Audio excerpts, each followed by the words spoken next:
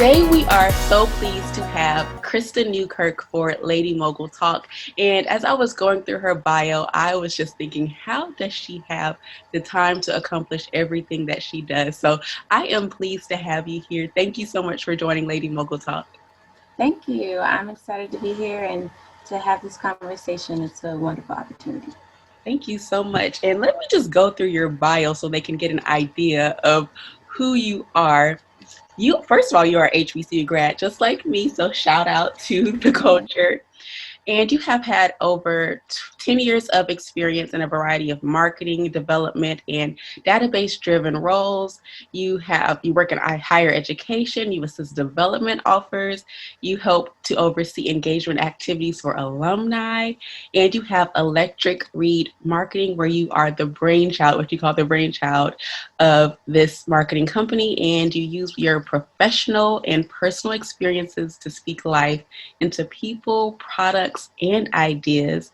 And you are highly involved in community advocacy and women empowerment. You belong to Delta Sigma Theta Sorority Incorporated, Deltas of Charlotte, Mental Health of Central Carolinas, and First Book. And you were recently listed as the sixth and seventh editions of Who's Who in Black Charlotte. How do you do it all? Time management, that's for sure. That is for sure. Balancing, but focusing on what is important and making time for those things. Now, as an HBCU graduate, I know that there were many experiences that shaped me while in school. Can you share a little bit about your experience as an HBCU student and graduate? Yeah. So being a graduate of the illustrious North Carolina A&T State University is something that I'm very much proud of and has definitely shaped who I am today. The opportunities that, as an HBCU grad or being at an HBCU are incomparable. Whether it's the internships, being able to jump in and getting involved in various organizations and really honing your leadership, whether it's, learning to work with teams, managing people, learning different personalities. So Mhm. things that are very transferable to the workplace. So I was president of a couple different clubs, as well as you mentioned, becoming a member of Delta Sigma Theta. So again, being a part of things that are greater than myself, and really have been able to forward my focus on service in the broader community. Um, so yeah, great experience. Even as alum, I try to connect with the local alumni chapter. I'm here in Charlotte, so we Mhm. have the Queen C Aggie Aggie chapter, which was the Aggie Club in college. Even though I'm from California, I'm not from North Carolina, but I've claimed North Carolina as another home away from home. So it's just been a great experience, connecting with individuals from all types of backgrounds. I always say an HBCU is full of diversity. Yes, we may be predominantly African American, but there's a breadth of the diaspora that is really represented in terms of age, economics, experiences, where you private school, public schools, just anything that you could think of in everyday society is still mirrored, but just with a little extra sauce and the culture that is experienced as well. I can definitely agree. And I think being at a HBCU was one of the best experiences for me personally. Just seeing the Black excellence and how we care for one another. It's nothing like it. Even attending a PWI for like later studies, I just didn't have that same feel. I know it was a different experience between grad and undergrad, but for me, it still was just a difference. Did you find that experience as well for you? Yeah, there's definitely just a love and a sense of familiar culture Hmm. that isn't grounded at being at a HBCU of you truly feel cared about. You're not just a number, but you're a face, you're a person, you're a whole self that you're bringing to the classroom and to the entire student body experience. For me personally, I grew up in California, and so I didn't really have that Black experience outside of the church. And I kind of touch on some of those things in my chapter of the book that we'll be talking about a little bit later. And so for me, this was my first time being around, my own people 24/7. I'm also an only child, so living in the dorm was a new experience.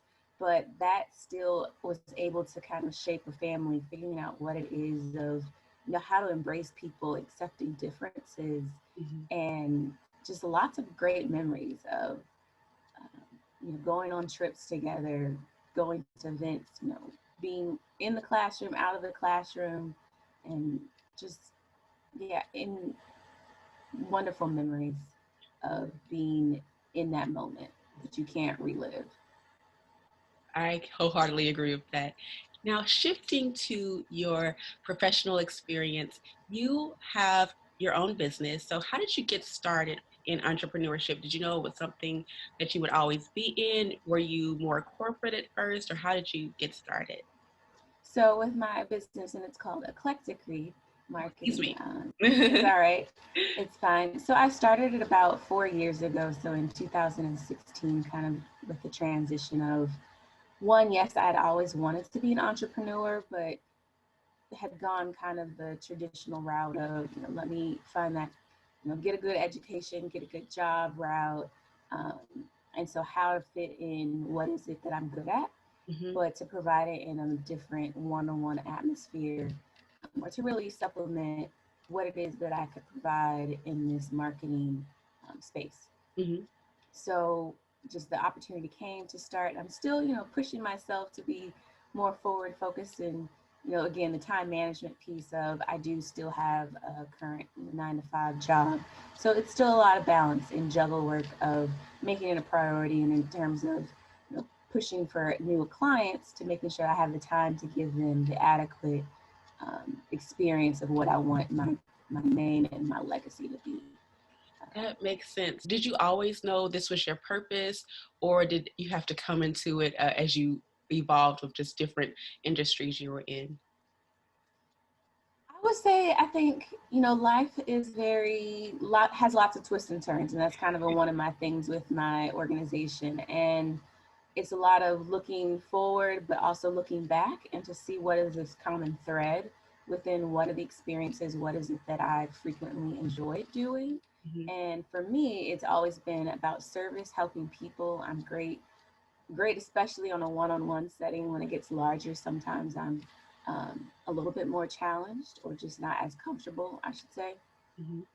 But also in terms of logistics and organizational behavior, to a certain degree of, looking at operations and how can you improve efficiencies. So even from a marketing standpoint, there's everything is a component of sales, but how is your approach? What are you doing about that? So Mhm. what tweaks can be made? So again, everything that I put my hand on has some level of improving the organization at its core, and the processes that are in place to be either automated, or how can we train individuals to be more efficient in their daily encounters, operations. That is true. And I'm so glad you touched on automation, because I would be nowhere. I would have to scream without my systems. And that's something that I tell my audience all the time, that you must have systems in place to help you to prioritize everything that goes on in your life. Was reading your bio, and then I loved how you said you were able to, in other words, merge your artistic brain with your strategic side, which a lot of people cannot do that. So how were you able to merge the two? Well, so my background is obviously in marketing. So my bachelor's and my master's degrees are in marketing, focused on Mhm. that areas. And I've always had a love for art. So whether it's drawing, enjoying the arts, I think I had a stint where I was doing pottery in my childhood. So always manipulating something with my hands. And even during the transition of, staying at home orders and things, I ended up crocheting a baby blanket for a friend. Oh, wow. So always the different textiles or Mhm. things are somewhat, I'm not the best in fashion, but I do, have a love of fabrics and textures as well, or interior design. So all of those things, like how do they merge? Again, it's, spatial recognition, and whether it's design, it's both the art and the science, which is why I fell in love with marketing, essentially, of being the psychology of business. So it's still both of those elements of, there's tweaks that are more creative, but then there's still, what's the tried and true process that is making you successful um, on one end. So yeah, I don't know. It's just a part of who I am, Becomes and second I nature. enjoy both. Yes, it's hard to do one without the other. And that's a good testament for those who are juggling with who just want to do maybe multiple things, but sometimes they struggle with one side or the other. Just find a way to bring it, to balance it and bring it in the center so you're not neglecting one side of yourself. So thank you so much for sharing about that. And I wanted to also ask, have you found that there are skills you've learned maybe in the education sector, and then we'll talk a little bit about your advocacy and mental health, that you've been able to tie into your business or just other areas of your life? Mm. Well, I will say, right now I work with a community college, and that has been very eye-opening. So I'm from a family of educators, both my on my paternal side, my grandmother and my father were educators. And so I've always been around the classroom, but really understanding in a more detailed manner the the diversity and the various challenges that are faced within our community and the role of a community college. Um, so I think in general exposure that there's always one the opportunity to still learn and to find the humanity in people. And so I think that's come across in terms of, yes, mental health, in terms of diving into what civic engagement means, and what are the laws that are in place. Of course, in the last 24 hours of you know wherever you stand on politics, there's still a loss in terms of where do we move forward and how are we going to move forward. So finding your place in terms of understanding the issues and being well educated on the issues to advocate and to move forward with something that you're passionate about. So in terms of business, in terms of my role at work of how to tie the dots, how to move whatever the mission is, the strategic plan, how are we progressing and making those steps one by one that, again, unfortunately, we may not see within our lifetimes or within our 10 years, but still having steps or milestones that we want to accomplish within the time that we do have. I That think was I answered the question. You did. Yes. Thank you so much. And we're just going to take a quick commercial break, but we will be back with this amazing conversation with Christa Newkirk. It's time to get excited. The Mogul Code Summit is back and better than ever. You can sit on the virtual front row from the comfort of your home or while on the go. During this year's summit, you will learn from industry experts on how to get more visibility for your brand and scale with strategic positioning. Interact with guests face-to-face through video chat, and a deserving woman will win the Mogulpreneur of the Year award. But if that's not enough, one woman will receive our first ever business grant. And all of this value is at no cost to you. For promotional opportunities, email hello@blackownedmoguls.com or visit www.themogulcodesummit.com. We're back with an engaging conversation of Lady Mogul Talk with Christa Newkirk. And before the break, we discussed the experiences that have shaped to who you are and where you are today. And I just want to shift the conversation just a little bit into more of the advocacy work that you're doing and then upcoming projects. So I hear that you have a book coming out. Can you tell us a little bit about that? That is correct. So I've been privileged to be a part of the second edition of the HBCU experience focused on North Carolina A&T State University, where alumni are telling our stories about, how has being a part of our specific HBCU changed us? Where has it provided us?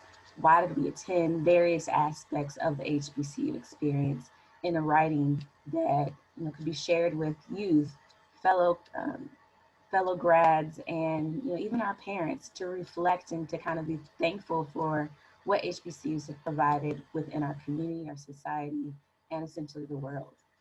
As you know, we have alumni from all HBCUs that are in all breadths of industries. For A&T specifically, we have the A&T 4 who pushed the civil rights movement with the sit-ins.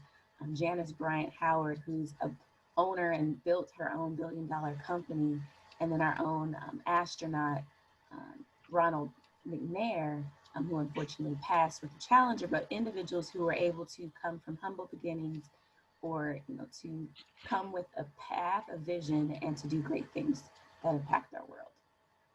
So that's essentially what the book is about, sharing more so more recent graduates, their experiences and how that HBCUs are still very important and necessary in today's society. And then it has to be so amazing to give back to your institution in this way. What an important process to be able to just highlight the many achievements that HBCUs and then your institution in particular has made to society, because I didn't know some of the things that you just told me about. That's amazing. I know Oh, each okay. HBCU has their own contribution to society, and it's just amazing to hear the other stories that I've never heard before besides Clark Atlanta's. Okay, yeah, and part of the book too, all of the authors, we are contributing a portion of our proceeds back to the university. So again, it's not just us telling our stories, but making sure that there is a financial impact to go back into our university. And keeping on with the HBCU vibe, if we want to call it that, how can we prepare the next generation to continue to support HBCUs, to attend HBCUs? And why is it important? Do you think it, well, I know it's important, but why do you think it's important for us to continue this journey and push HBCUs? No offense to PWIs, but it's just another Right. experience. Well, I think right now with where the society is, there's definitely been an increased spotlight on the importance of HBCUs, of being able to tell our stories, being in spaces and places that are welcoming, that really embrace who you are, that you do not have to shift or put on masks to a certain degree. Um, kind of that level of double consciousness that Ralph Ellison has mentioned in his books. And so just being in places that have always embraced who we are, because that's the core essence of what they were established for. Mhm. Um, and again, being able to really uplift without the additional lens. So, yes, and they're important. I think we need to continue to tell our stories, to understand who we are, and be able to challenge each other in a different way that sometimes is lost within other institutions. It's just always great to hear like other perspectives of how the HBC experience has transformed others. Because I was even looking on YouTube the other day, and no offense to them, they were giving a bad experience about Clark Atlanta and then some other HBCUs. I know no one's experience is the same, but I still see the value in attending an HBCU. So thank you so much for sharing that perspective with us. Now, you do a lot of work in the community for women and volunteerism and advocacy. And one thing that I am starting to see with the women empowerment movement is that we are starting to demand our worth and adding a little tax on that with our worth. But we still have a long way to go. How would you say that women can be advocates for themselves? Well, in terms of being an advocate for yourself, I think it's one, being courageous and honest with yourself, right? In terms of knowing who it is and knowing your own worth. Um, I think even in the last couple of years, I've challenged myself to look a little bit differently in terms of my own boundaries and expectations and how to operate it within relationships, both familiar and relational. And so it's just making sure that you're grounded in who it is that you are and being a positive person. I think I was listening to a podcast last night of, positivity should exude from you and you shouldn't let other people speak negativity into the world, especially when it's directed to some another female. That we should always be in the business of uplifting each other and seeing the positive. Yes, we need to challenge each other and maybe address the things that you might not need to do this, but how do you say it in a loving way? So I think in terms of knowing who you are and then how to uplift the entire community. There's I don't have any children, but as as a female, it tends to be, how a female goes is how the entire household would move. So making sure that the progress that we make, that benefits everyone and not just yourselves. And that kind of transitions into my next question about the superhero woman complex. And I want to know your perspective of Oh. it. Yeah. I want to ask, do you believe that should be superheroes, and why or why not? So, I mean, I think there's a lot of Black girl magic, and so we do kind of carry that mantra to a certain degree, but it shouldn't be something that we are own. We're human just like everyone else. Um, and unfortunately, other groups have the opportunity to live with mediocrity. And so we should be able to have a break, to not always have to put on the face or to think about being an angry Black woman or to be the perfect friend, spouse, mother, whatever, what have you. That we should be able to put our capes down or to not always be the one who's pushing through regardless of what we're encountering. Um, so, I mean, I'm still challenging myself again in that space of how do you be authentic at all times, of recognizing that you're not always at your A game, but how to maneuver that within spaces that still have certain expectations, or how do you shift those expectations as well in terms of how are you using your voice, how are you establishing boundaries to move the needle just a little bit more until where you feel fully comfortable if your environment isn't necessarily conducive to being all the way where you want to be. That was perfect because it also, again, connected to my next question. And I knew that was going to be something along the lines of what you would say, because we do, as you say, take on this complex that we have to be everything to everyone. And I always say, I don't really believe in balance, because when you're balancing, you're juggling both things at the same time, and you might not be able to give your full attention to one particular thing that you're working on because you're trying to also work on the other. So prioritization is what I always say. And what can we do to, instead of transitioning from the superhero complex and juggling all the time, what steps can we take to prioritize and make sure that we still get everything done, but we're not taxing ourselves in the process? I think you have to definitely set aside time for you. So whether it's putting forth your physical health, your mental health, establishing time to journal or to put down a list of to-dos, like what is the top 3 things that at the end of the day, before I sit on my pillow, that I need to accomplish. And focusing on, again, what is important. So for me, again, during this transition of the stay-at-home order, I've been really focusing on my mind, body, and soul of, how am I moving my body and becoming a healthier person? Am I being conscious of the things that I'm putting into my body in terms of the food that I'm intaking, or even the spirits that are around me in terms of what's the music I'm listening to, what is the type of TV or films that I'm interacting with, and how is that changing who I am. Um, so, yeah, definitely that balance of mind, body, and soul, and making sure you have healthy habits. I'm always an advocate for challenging yourself through education, because where you are and your experiences might not always have been healthy experiences, but that might be your normal. I have a couple years of experience at a mental health organization that provided services to youth. And so we were taught that, when you come into trauma, trauma could be your normal. And so learning what is healthy could still feel like that inner dissonance of this is not what I'm used to, even though this is something that I should be able to change or to accept. So, having something that is in a bad place, again, being your normal is not the same as being healthy. But how do you reckon with those two and make that progress? I think I might have gone on a tangent, but there you go. That makes absolute sense. And while we're on the mental health topic, what are some challenges you think that we face as a community? I know sometimes we think going to a therapist is taboo, or even just speaking about mental health in general is taboo, but what can we do to, I guess, in other words, own our stories to make sure that we're taking care of ourselves from the inside out?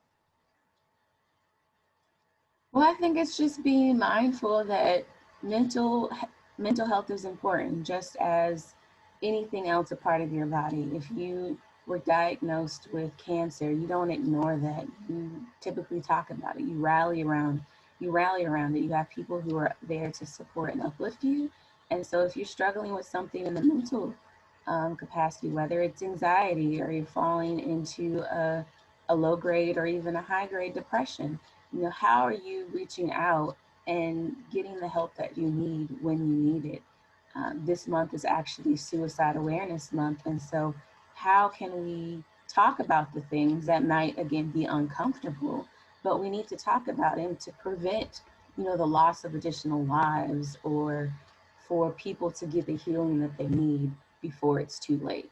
So I'm a part of Mental Health America and have been involved with the Central Carolinas affiliate chapter or organization here in the Charlotte area. And we've jumped into before stage 4. So again, you don't wait if you have cancer to get that fourth stage diagnosis. You make sure that you're doing the steps in advance to get the help.